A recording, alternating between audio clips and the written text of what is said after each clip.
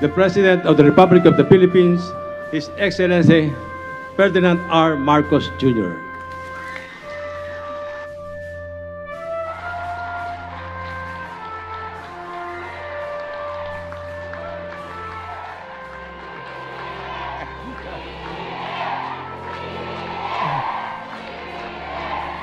Maraming salamat.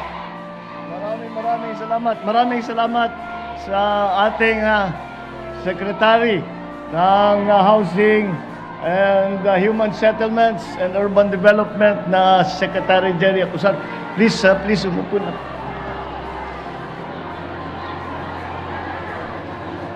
Babatiin ko lang kayo na welcome dito sa aming, hindi ito pabahay, political rally na itong nangyari dito. Parang naalala ko kayong lahat sa kampanya. Kayo yung mga malalakas ang boses.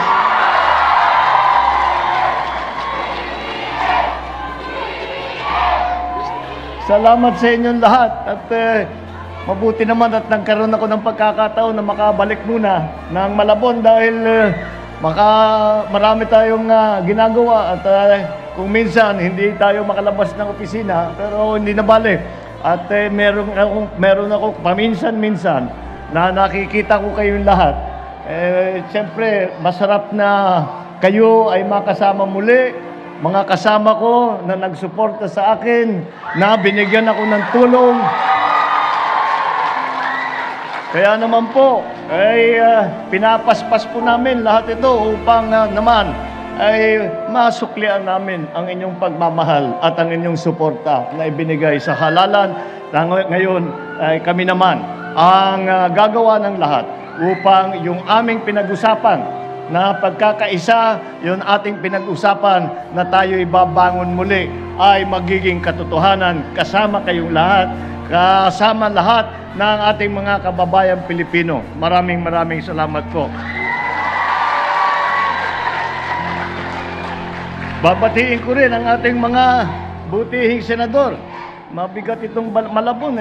Hindi lang presidente ang pumupunta. Lahat ng sekretary. Nandito pa yung mga senador. Senator Sherwin Gatchalian, yung inyong kapitbahay. Andyan din si Senator J.B. Ejercito, na ating kasama. At ang ating butihing Mayor Jeannie Sandoval ng lungsod ng Malabon, ang ating General Manager sa NHA, General Manager Joe Bentay, lahat ng mga benepisyaryo ng pabahay ng pamahalaan, ang ating mga kasamahan, my fellow workers in government, ating mga minamahal na kababayan, magandang tanghali po sa inyo lahat. Huwag po kayo mag-aalala na masyadong matagal yung speech ko. Magpapakain daw si Mayor Jeannie ng para. Sinubo ko na naman si Mayor. Masaya po ako na nandito at makasama kayong lahat. At tunghayaan ang pagsasakatuparan ng ating hangarin na makapagpatayo ng bahay para sa ating mga kababayan dito sa lungsod ng Malabon.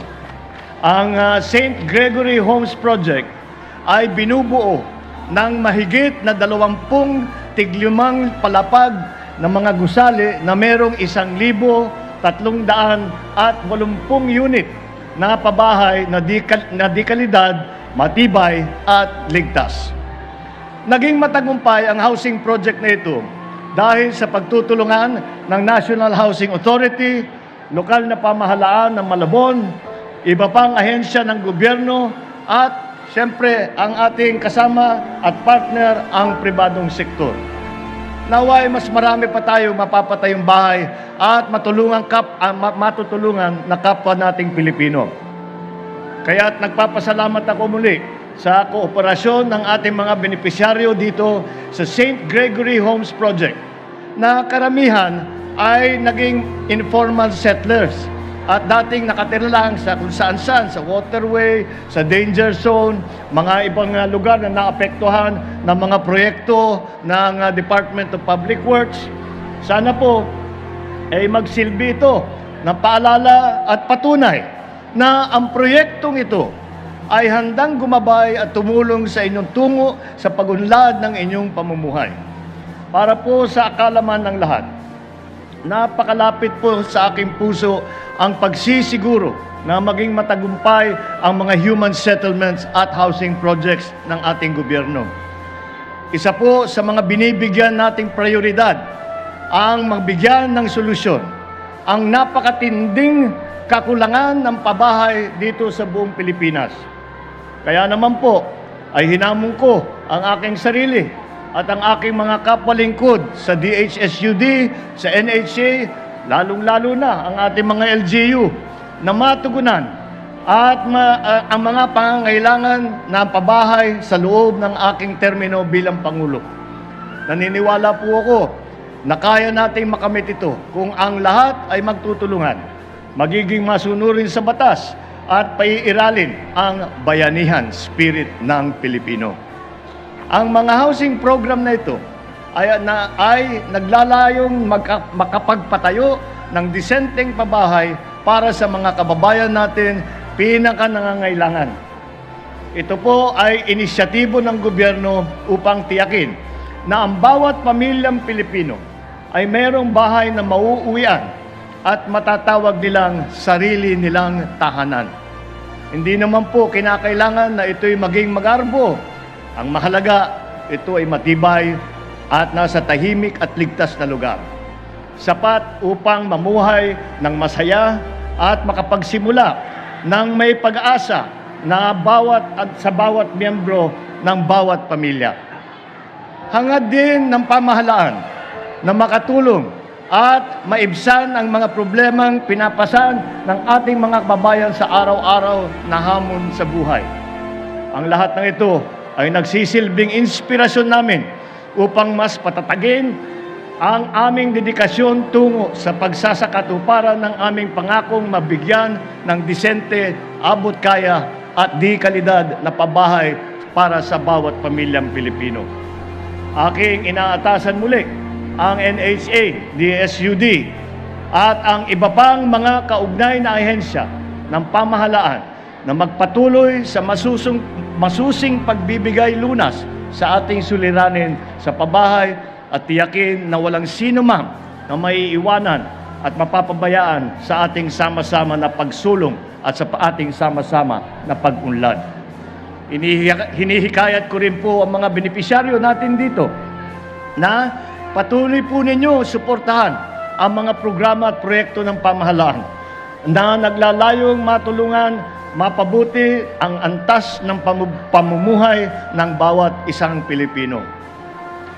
Binabati ko ang ating mga benepisyaryo ng proyektong ito sa pagkakaroon ninyo ng bago at sariling tahanan. Naway maging masaya, masagana, at mapayapa ang inyong pamumuhay sa inyong bagong bahay at komunidad. Maraming salamat at mabuhay po kayong lahat. Magandang tanghali po sa inyong lahat. Mabuhay po ang lungsod ng Malabon. Maraming salamat po. Magandang tanghali po.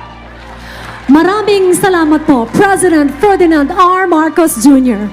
Nagpapasalamat po ako sa NHA po, sa mayor po namin at kay Mr. President po kasi binigyan niya po kami ng pagkakataon na magkaroon po ng sarili po naming bahay na matitirahan, na totoong talagang sa amin na po. Kasi po dati, squatter lang po kami. Yung bahay po namin, tapal-tapal lang po. Pagka bumaha po, maangat po yung mga basura, yung mga anak po namin nalalaglag po sa ilog. Yun po yung pinapangamba namin. Ngayon po, ligtas na po kami dito sa tinitirahan po namin. Maraming pong salamat. Iwas na rin po kami sa mga aksidente tulad ng mga sunog. Safety na po kami dyan sa pabahay.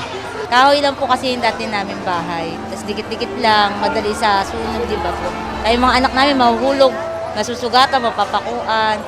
Ngayon po kahit anong takbo nila, safe na. Kasi hindi namin na-expect talaga na yung ganito magkakaroon kami nung matagal na namin pinapangarap na bahay talaga. Ano po kasi, nasa ano po kami, yung ilalim po kasi namin basura, tapos ilog, tapos puro Bumaha po, grabe. kahoy lang, tapos mga ano, yung tapal-tapal yung dingding. Mr. President, maraming salamat po sa inyo sa ano, binigyan niyo po kami ng chance na magkaroon po ng maayos na ano tirahan tsaka